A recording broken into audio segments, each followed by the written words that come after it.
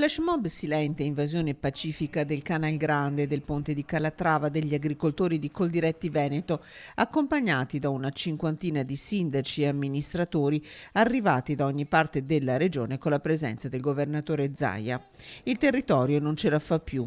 Dalla pedemontana vicentina e trevigiana al bellunese, dai colli euganei e iberici ai monti della Lessinia, l'invasione dei cinghiali è visibile. Almeno 90.000 gli esemplari in circolazione, contro cui 7.000 se le controlli poco possono fare. È saltato l'ecosistema rispetto al cinghiale e l'azione di contenimento è fondamentale, altrimenti avremo il problema dell'abbandono da parte degli agricoltori dei territori. Ci sono letteralmente devastate colture dei nostri agricoltori e la non sostenibilità dell'agricoltura rischia di fare spopolare i territori e lo spopolamento ci porta poi a quello che è l'abbandono di tutto quello che è l'area agricola del Veneto. Scendono a valle, ci distruggono tutti i raccolti e purtroppo non solo, ma sono un pericolo per la sicurezza dei cittadini e anche dei nostri bambini. Quindi chiediamo rispetto e veramente un contenimento di quelle che sono il dilagare di questa invasione di cinghiali e non solo. Gli agricoltori, che il presidente Veneto ha ringraziato per il costante presidio del territorio,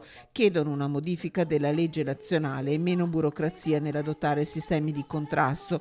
Il pericolo è costante, come testimonia l'esperienza vissuta da Carla Peruffo, assessore di Ospedaletto Euganeo, recentemente coinvolta in un incidente causato da un cinghiale sceso sulla strada.